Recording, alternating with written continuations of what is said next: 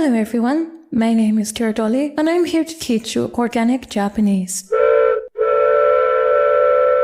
What is Organic Japanese? It is Japanese pure and simple, with no harmful additives. Japanese is the simplest, the most logical, the most easily understandable language I have ever encountered, much easier than Western languages. But you wouldn't know that if you try to learn it from Western textbooks or Japanese learning websites. Why not? Because they don't teach Japanese structure. They teach English structure and then try to force Japanese into it, and it doesn't fit and it doesn't work very well. That is the main reason, I think, why so many people give up Japanese.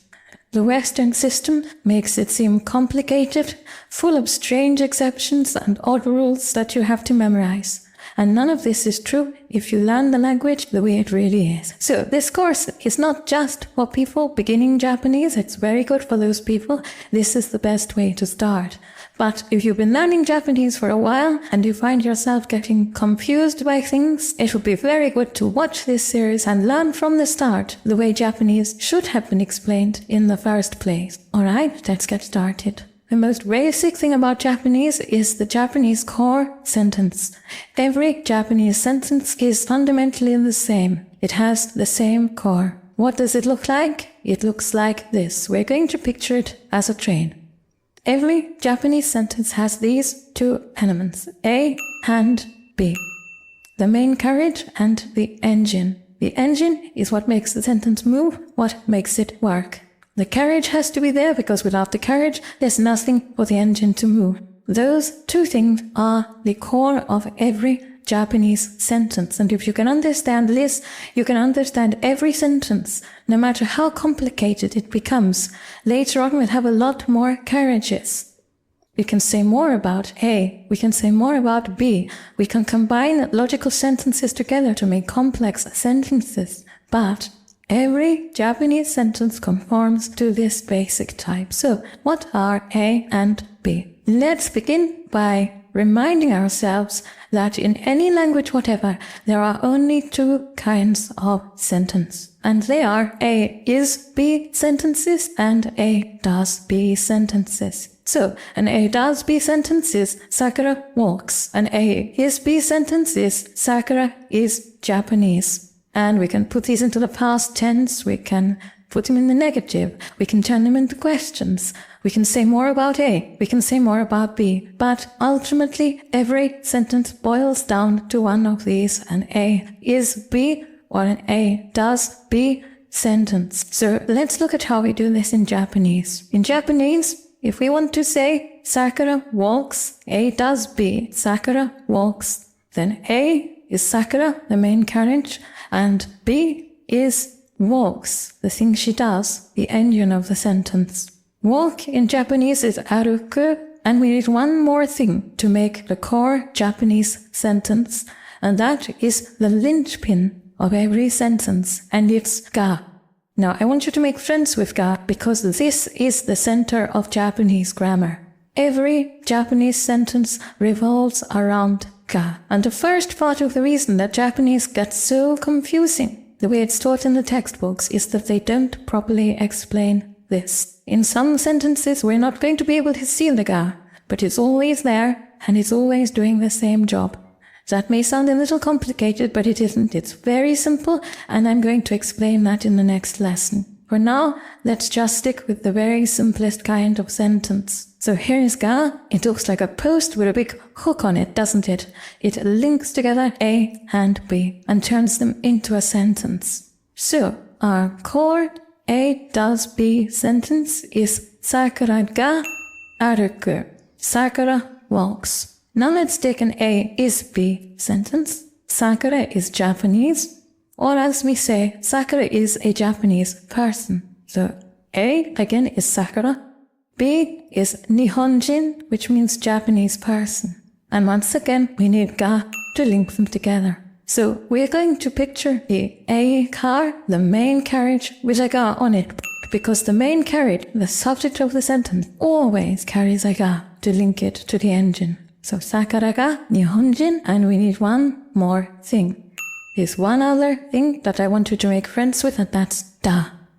Sakura ga Nihonjin da. Sakura is a Japanese person. Now you may have met this da in its fancy form, des, but there are very good reasons for learning the plain, simple form first. So we're going to learn da. Now if you look at da, it's like an equal sign boxed off to the left. And this is a perfect mnemonic for what it does, because da tells us that A is B. Why is it boxed up to the left? Because it only works one way. Think about this logically. Sakura ga Nihonjin da. Sakura equals Japanese person. But it doesn't work the other way. Japanese people are Sakura. They're not all Sakura. Sakura is a Japanese person. But a Japanese person is not necessarily Sakura. So now we have an A is B sentence and an A does B sentence. There is one more form of the Japanese core sentence, so it has 3 forms. The third form is when we have a describing word, an adjective. In Japanese, describing words end with E, just as they often do in English. Happy, sunny, cloudy, silly. In Japanese, it's just the same. Happy, ureshi, sad, kanashi, blue, hawaii. Now, you don't have to learn all these, but we need to know about Japanese adjectives ending in E because they make the third kind of sentence. So let's take an easy one. Pen. That's a nice easy word because it means pen. Pen. Ga. Hakai. Pen is red.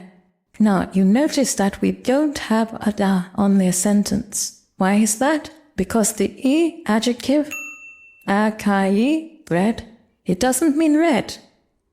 It means is red. The da function, the equals function, is built into those E adjectives. So those are the 3 forms of Japanese sentence. They all start with the subject of the sentence, they are all connected with ga, and they can end in 3 ways. With a verb, which will end in u, with a copula, da, or with an e, because the last word is an adjective. And now you know the basics of Japanese. And although this is very, very basic, you already know some things that the textbooks never teach you, and you have already overcome one of the problems that makes Japanese get so very, very complicated. Alright, now, if you're learning Japanese for the first time, I'd like you to do a little homework. What I'd like you to do is to make some A does B and A is B sentences of your own. If you don't know any Japanese vocabulary, I got a link to a word list in the information section below this video. And at the moment, if you put your sentences in the comments below the video, I will correct them and tell you if you have them right. I'm expecting this channel to grow rather large, so I won't be able to go on doing this forever, but at the moment, if you put your test sentences into the comments below, I will correct them for you. And if you'd like to start learning some basic Japanese kanji, and start learning how Japanese words fit together, as well as how Japanese sentences fit together, may I recommend my book, Alice in Kanjiland. You'll find details of that in the information below. If you have any questions or comments, please put them in the comments below. Thank you for attending this lesson. Koregara mo yoroshiku onegai shimasu. Class dismissed.